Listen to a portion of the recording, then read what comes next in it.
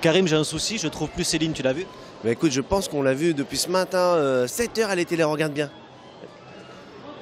Oula, oui, ouais. Bon, on va peut-être pas la déranger alors. Bah non, parce que là, je crois qu'elle dort bien. Bon, moi. Bonne nuit, Céline. Voilà, ça va lui faire du bien. Donc on va laisser Céline dormir et on va poursuivre ce tour des Petits As, 32e édition. Bienvenue sur pyrénéinfo.fr en partenariat avec le Grand Tarbes. On va poursuivre en ce mardi notre série de rencontres avec les différents exposants qui sont installés dans le village des Petits As, dans le hall 1. Ici on est dans le hall 2 où sont installés aussi des cours de tennis où les jeunes continuent ce tournoi. On aura l'occasion bien sûr d'en reparler. Et puis en fin d'émission, comme chaque jour, on vous donnera le programme des animations de ce mardi avec notamment la soirée des délégations et un gros show de danse avec de nombreuses compagnies des Hautes-Pyrénées qui seront présentes. C'est au programme de cette émission. Tout de suite, on rejoint le hall 1 pour aller faire le tour des exposants.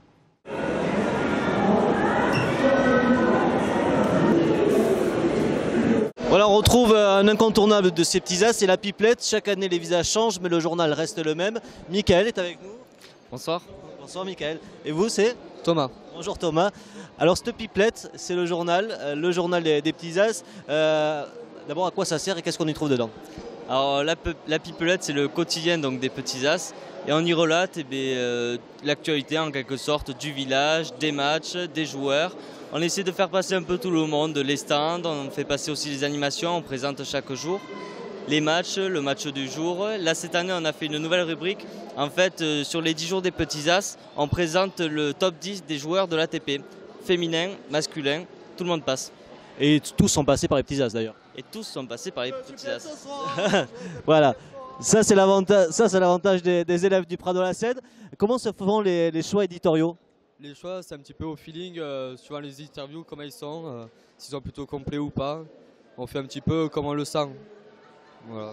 Qu'est-ce qui vous plaît le plus à faire parmi les différentes chroniques? Elles sont toutes intéressantes, c'est vrai. Il y en a avec les gens qu'on va interviewer, on va créer une amitié qui va être différente de certains. Celles qui sont sympas, ce sont celles auprès des joueurs. Pour l'instant, on n'a fait que des Français, on n'a pas encore attaqué les... C'est plus simple.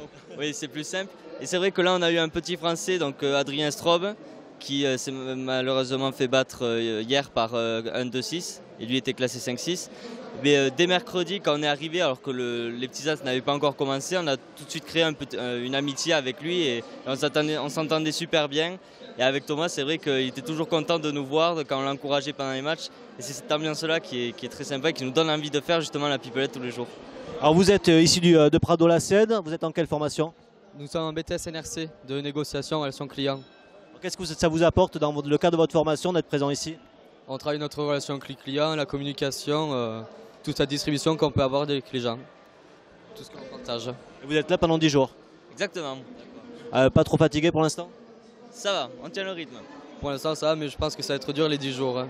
Surtout qu'il y a des grandes soirées qui arrivent. Vous êtes prêts pour la grande soirée des délégations, pour Rock Voisine? Ça, Rock Voisine jeudi soir apparemment aussi, il y aurait une soirée étudiante ici, donc à la Bodega des Petits As de 20h à 2h. Et on est chargé de faire la distribution de cette soirée, donc on va devoir y rester jusqu'à la fin. Et on va devoir montrer l'exemple, je pense aussi, donc ça va être assez dur. Donc bon courage à vous alors, et puis rendez-vous ici ils sont juste derrière nous, voilà, au chalet, pour le journal La Pipelette que vous retrouverez un petit peu partout et sur les différents stands. Bon courage à vous les garçons. Merci beaucoup.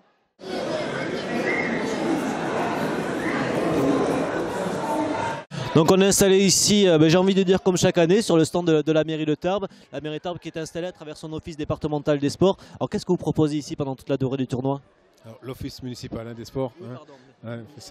C'est pas grave, ce sont des amis, hein. Il n'y a aucun souci entre nous.